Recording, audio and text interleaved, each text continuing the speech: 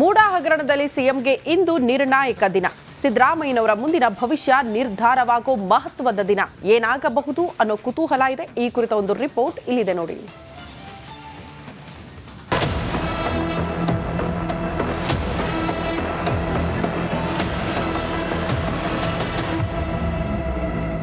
Fight, prosecution fight. High court ಕಟಕಟೆಯಲ್ಲಿ prosecution fight ನಡೆಯುತ್ತಿದೆ. ಘಟಾನುಘಟಿ ವಕೀಲರು ವಾದ ಪ್ರತಿವಾದ ಮಂಡಿಸುತ್ತಿದ್ದಾರೆ. ಮೂಡಾ ಹೈ ವೋಲ್ಟೇಜ್ ವಿಚಾರಣೆ 4ನೇ ದಿನಕ್ಕೆ ಕಾಲಿಟ್ಟಿದೆ. ಹೈಕೋರ್ಟ್ನಲ್ಲಿ ಸಿಎಂ ಅರ್ಜಿ ವಿಚಾರಣೆ. ಘಟಾನುಘಟಿ ವಕೀಲರಿಂದ ವಾದ ಮಂಡನೆ. ಮೂಡಾ ಹಗರಣ ಸಂಬಂಧ ರಾಜ್ಯಪಾಲರು ಪ್ರಾಸಿಕ್ಯೂಷನ್ಗೆ ಅನುಮತಿ ನೀಡಿದ್ರು. ಇದನ್ನು ಪ್ರಶ್ನಿಸಿ ಸಿಎಂ ಹೈಕೋರ್ಟ್ಗೆ ಅರ್ಜಿ ಸಲ್ಲಿಸಿದ್ರು. 3 ದಿನಗಳ ಕಾಲ ಸುದೀರ್ಘವಾಗಿ ವಾದ ಪ್ರತಿವಾದ ನಡೆದಿತ್ತು. ಘಟಾನುಘಟಿ ವಕೀಲರು ವಾದ ಮಂಡಿಸಿದ್ರು. ಎಲ್ಲವನ್ನು ಆಲಿಸಿದ ನ್ಯಾಯಾಲಯ ಇಂದಿಗೆ ವಿಚಾರಣೆಯನ್ನ ಮುಂದೂಡಿತ್ತು.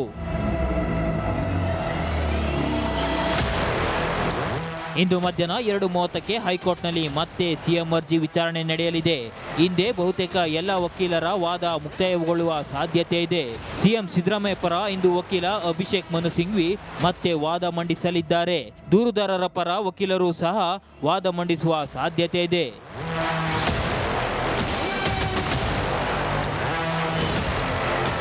ಒಟ್ಟಾರೆ ಮೂಡ್ ಆಫ್ನಲ್ಲಿರುವ ಸಿಎಂಗೆ ಇಂದು ಹೈ ವೋಲ್ಟೇಜ್ ದಿನ. ಹೀಗಾಗಿ ಹಿಂದೆ ಸಿದ್ದರಾಮಯ್ಯ ಭವಿಷ್ಯ ನಿರ್ಧಾರ ಆಗೋದು ಬಹುತೇಕ fix. Nagaraj, crime bureau, republic Kannada.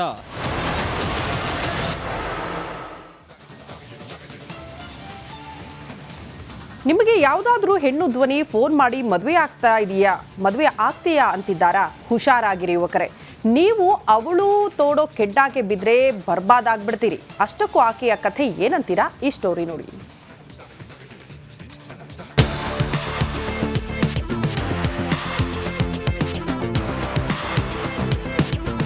ಏನು ಇವಳ ವಯ್ಯಾರ, ಏನ್ ಇವಳ ಶೃಂಗಾರ.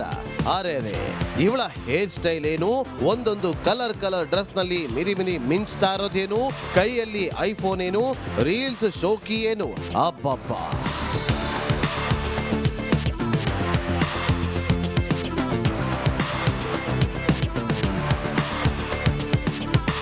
ನೋಡಿದ್ರೆ ಇವಳ ಬ್ಯೂಟಿಗೆ ಬೀಳದೆ ಇರೋ ಬಕ್ರಾನೇ ಇಲ್ಲ ಕಣ್ರಿ. ಕಣ್ಣಲ್ಲೇ ಕುಕ್ತಾಳೆ, ಮೊಬೈಲ್ನಲ್ಲೇ ಪಟಾಯಿಸ್ತಾಳೆ ಈ ಚಂದ್ರ ಚಕೋರಿ. ಇವಳನ್ನ ನೋಡಿದ್ರೆ ಯಾವುದೋ ಒಳ್ಳೆ ಕುಳ, ಒಳ್ಳೆ ಮನತನದ ಹುಡುಗಿ ಅನ್ಕೊಂಡ್ರೆ ತಪ್ಪು ಕಣ್ರಿ. ಇವಳು ನಿಮ್ಮ ಕಿಸೆಗೆ ಕೈ ಹಾಕೋ ಖತರ್ನಾಕ್ ಡೌ ಡೌ ಡೌ ರಾಣಿ.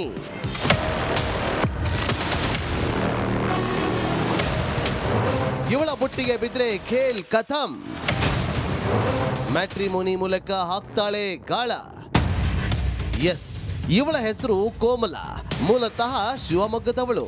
ಈ ಭಿನ್ನಾಣಗಿತ್ತಿ ಗಂಡ ಕೆಪಿಟಿಸಿಎಲ್ ನೌಕರನಾಗಿದ್ದ ಕೆಲ ವರ್ಷದ ಹಿಂದೆ ಅನಾರೋಗ್ಯದಿಂದ ಮೃತಪಟ್ಟಿದ್ದ ಕಣ್ರಿ. ಇದನ್ನೇ ಬಂಡವಾಳ ಮಾಡಿಕೊಂಡ ಈಕೆ ಚಿಗುರಿದ ಮೀಸಿಯ ಹುಡುಗರನ್ನ ಮದುವೆ ಆಗ್ತೀನಿ ಅಂತ ಮ್ಯಾಟ್ರಿಮೋನಿ ಮೂಲಕ ನಂಬಿಸಿ ದುಡ್ಡು ವಸೂಲಿ ಮಾಡೋ ಚಾಳಿ ಬೆಳೆಸಿಕೊಂಡಿದ್ಲು. ಚಿಕ್ಕಬಳ್ಳಾಪುರ ಜಿಲ್ಲೆಯ ಗೌರಿಬಿದನೂರಿನ ರಾಘವೇಂದ್ರ ಅನ್ನೋರಿಗೆ ಮ್ಯಾಟ್ರಿಮೋನಿ ಮೂಲಕ ಪರಿಚಯವಾಗಿದ್ದು, ಮದುವೆ ಆಗ್ತೀನಿ ಅಂತ ನಂಬಿಸಿ ಬರೋಬ್ಬರಿ 7,40,000 ಹಣ ಪೀಕಿ ಚಿಕ್ಕಬಳ್ಳಾಪುರ ನಗರದ ಸೆನ್ ಪೊಲೀಸರಿಗೆ ತಗ್ಲಾಕೊಂಡಿದ್ದಾಳೆ. ಮ್ಯಾಟ್ರಿಮೋನಿಯಲ್ ಸೈಟ್ ಅಲ್ಲಿ ಏನ್ ಪ್ರೊಫೈಲ್ ರೆಡಿ ಆಗಿದೆ ಮತ್ತೆ IP ಅಡ್ರೆಸ್ ಪ್ರಕಾರ ಅದು ಪತ್ತೆ ಆಗಿದೆ. ಸೊ ಆ ಲೇಡಿಗೆ ನಾವು ಬೆಂಗಳೂರಿಂದ ಈಗ ಅರೆಸ್ಟ್ ಮಾಡಿ ಕರ್ಕೊಂಡು ಬಂದಿದ್ದೀವಿ. ಅವರಿಂದ ರಿಕವರಿ ಕೂಡ ಮಾಡಿದ್ದೀವಿ. ಈ ಐನಾತಿ ಒಬ್ಬರಿಗೆ ಮೋಸ ಮಾಡಿದ್ದಲ್ಲ. ಬೆಂಗಳೂರಿನ ನಾಗರಾಜ್ ಅನ್ನುವವರ ಬಳಿ 1.5 ಲಕ್ಷ ರೂಪಾಯಿ ಎಗರಿಸಿದ್ದಳು. ಇದಾದ ಬಳಿಕ ತಾವರೆಕೆರೆ ಮೂಲದ ಮಧುಸೂದನ್ ಅನ್ನುವರನ್ನ ಮದುವೆಯೇ ಆಗಿ 2 ತಿಂಗಳ ಸಂಸಾರದ ನಾಟಕವಾಡಿ 70 ಗ್ರಾಂ ಚಿನ್ನಾಭರಣ ದೋಚಿ ಗಾಯಬಾಗಿದ್ದಾಳಂತೆ. ಇನ್ವೆಸ್ಟಿಗೇಷನ್ ಟೈಮಲ್ಲಿ ನಮಗೆ ಬೇರೆ ಕೂಡ ಈ ಥರ ಮಾಹಿತಿ ಸಿಗುತ್ತೆ ಇದು ಈ ಥರ ಫಸ್ಟ್ ಕೇಸ್ ಎಲ್ಲ ಲೇಡಿದು ಬೇರೆ ಕೇಸಲ್ಲಿ ಕೂಡ ಇನ್ವಾಲ್ವ್ ಇದೆ. ಈ ಥರ 3 ಕೇಸಸ್ ಆಲ್ರೆಡಿ ನಮಗೆ ಪತ್ತೆ ಆಗಿದೆ ಕಿ ಈ ಲೇಡಿದು ಇನ್ವಾಲ್ವ್ಮೆಂಟ್ ಇದೆ. 3 ಕೇಸಲ್ಲಿ ಒಂದು ಕೇಸ್ ಗುಜರಾತಲ್ಲಿ ರಿಜಿಸ್ಟರ್ ಆಗಿದೆ, ಒಂದು ಬೆಂಗಳೂರಲ್ಲಿ ರಿಜಿಸ್ಟರ್ ಇದೆ. ಗಂಡ ತೀರಿಕೊಂಡ ನಂತರ ಅನುಕಂಪದ ಆಧಾರದ ಮೇಲೆ ಕೋಮಲಾಗೆ ಕೆಲಸ ಕೂಡ ಸಿಕ್ಕಿದ್ದು 45,000 ಸಂಬಳ ಕೂಡ ಬರ್ತಾ ಇತ್ತಂತೆ. ಆದ್ರೆ ಕೆಲಸ ಮಾಡಿ ಸಂಬಳ ತಗೊಂಡು ಗೌರವಯುತ ಜೀವನ ಮಾಡುವ ಬದಲು ಸಿಕ್ಕವರಿಗೆ ಗಾಳ ಹಾಕಿ ಲಕ್ಷ ಪೀಕ್ತಾ ಇದ್ದ ಕೋಮಲ ಅಡ್ಡ ದಾರಿಯನ್ನ ಹಿಡಿದುಕೊಂಡಿದ್ದಳು. ಈಗ ಮಾಡಬಾರ್ದನ್ನ ಮಾಡಿ ಚಿಂತಾಮಣಿ ಮಹಿಳಾ ಪೊಲೀಸರ ಅತಿಥಿಯಾಗಿದ್ದಾಳೆ. ಮಂಜುನಾಥ್ ದಿನ್ನೂರ್, ರಿಪಬ್ಲಿಕ್ ಕನ್ನಡ, ದೇವನಹಳ್ಳಿ.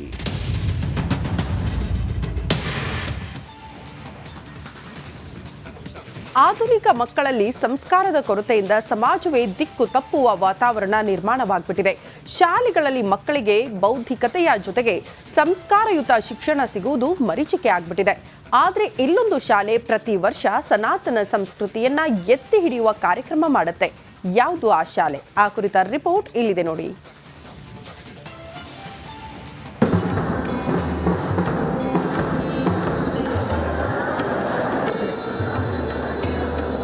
ಒಂದು ಕಡೆ ಪಾದುಕೆಗೆ ಪುಷ್ಪವೃಷ್ಟಿ ಮಾಡುತ್ತಿರುವ ವಿದ್ಯಾರ್ಥಿನಿಯರು, ಇನ್ನೊಂದೆಡೆ ಪಾಲಕರ ಪಾದಪೂಜೆ ಮಾಡ್ತಿರೋ ಮಕ್ಕಳು. ಇದು ಉತ್ತರ ಕನ್ನಡ ಜಿಲ್ಲೆಯ ಕಾರವಾರದ ಸಾಗರ ದರ್ಶನದಲ್ಲಿ ಕಂಡುಬಂದ ದೃಶ್ಯ.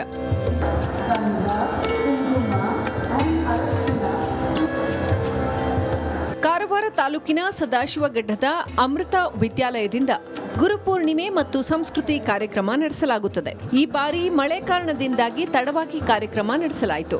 ಪ್ರಾಂಶುಪಾಲರಾದ ಅಮಲಾಮೃತ ಸ್ವಾಮೀಜಿಯವರು ಮಾತಾ ಅಮೃತಾನಂದಮಯಿ ಅವರ ಪಾದುಕೆಯನ್ನ ತಂದರು.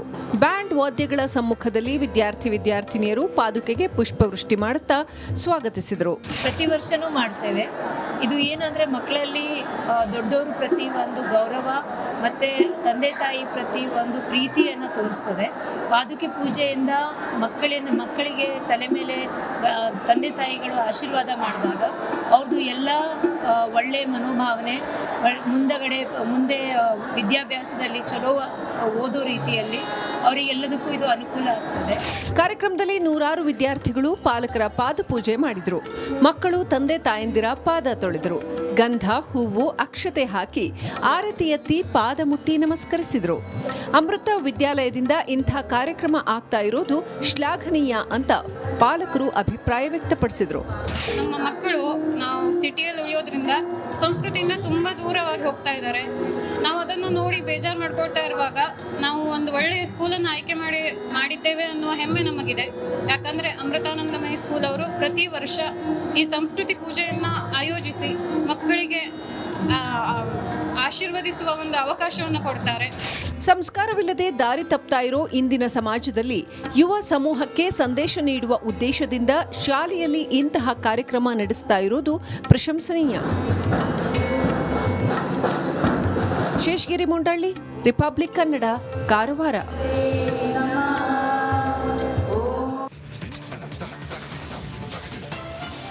ಮಂಗಳೂರಿನ ಕರಾವಳಿಯ ಉತ್ಸವ ಮೈದಾನಕ್ಕೆ ನೂರಾರು ಮಂದಿ ಕ್ರೀಡಾಪಟುಗಳು, ವಾಯು ವಿಹಾರಗಳು ಬರ್ತಾರೆ.